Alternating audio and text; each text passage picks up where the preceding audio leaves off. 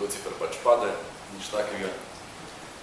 V filmu Laen, sovraštvo, ki ga je režiral Matthew Kassovitz, naletimo na sledeči citat, zaradi katerega je pomembno to, da konec sploh ni pomemben.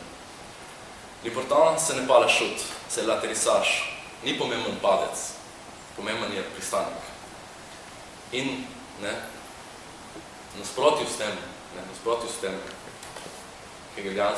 Hegelov stavek, konec sploh ni pomemben, pomembna je pot, ki nas popelje do konca. Zato vam mirne duše preberem konec in upam, da vas bo koncom napotil na branje začetka.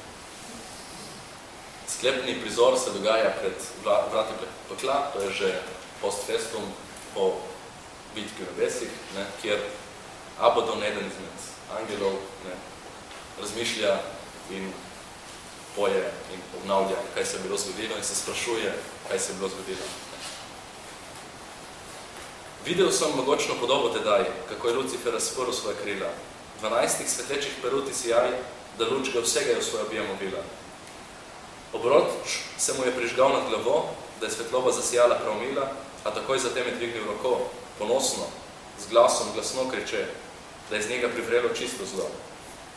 Takrat pa angel v nebesih začne, v palači dobrote, ki je v Božji lasti, kar si pred njim ni drznil še nihče, strašen upor proti vrhovni oblasti.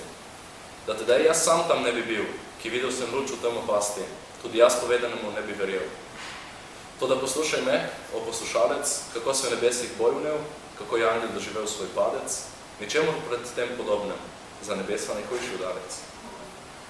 V trenutku temu sodnem, ko je roko dvignil nad Boga, v svojem napadu pogubnem, se je Lucifer spremenil Satana, zavojevalca, lažnivca, nasprotnika, z njim vred pa še vsa njegova vojska. Kača, ki je nosila njegova roka, od takrat, ko je z njo premamil Evo, se mu je ovila okoli vratu in okoli boka in noge in celega telesa postavo, nato pa mu je dala svoj poljub, on pa je vase sprejel moč lažnivo, z njo pa še njen čaroben strup. Ko ne bi bil tako domišljav, kajti tam se začel tvoj obup, ki ti je na telesu zraslo 7 glav, na njih pa 7 bogoskrunskih ikon. Bolelo je, da si v boli ječal, a dobil si vrh njih še po 7 kron. Kralj nasprotnih, kralj vseh padlih, postal si čisto pravi zla panteon. Bog je udaril tudi po tvojih angelih, ki angeli niso več bili, ampak demoni. Ko se bitka v nebesih začne, se cela palača paradiž zatrese, saj ko Mihaj svojo krila razpne, v samo Božja vojska hipoma sledi.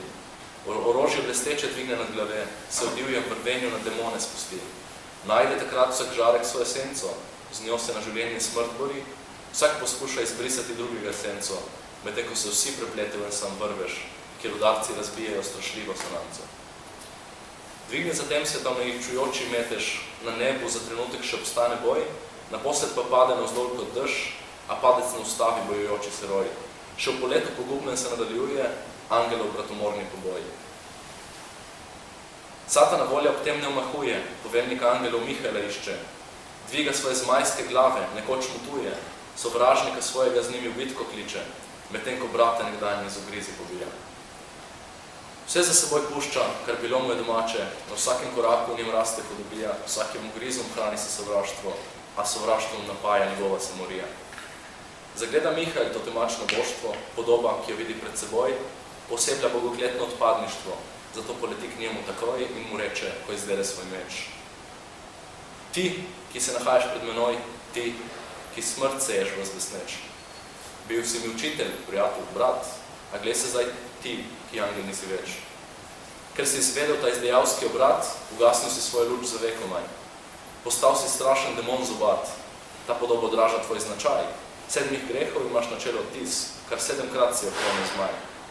Bolne zavisti te obsoja sramotni napis, zaradi nje si sveta požrešen postal.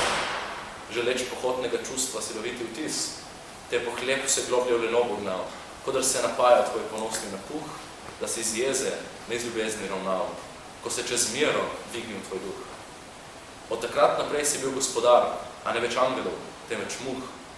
Tega ti ne odpustim nikdar, preklet bodi, Satan, da si zavrnil Božji dar.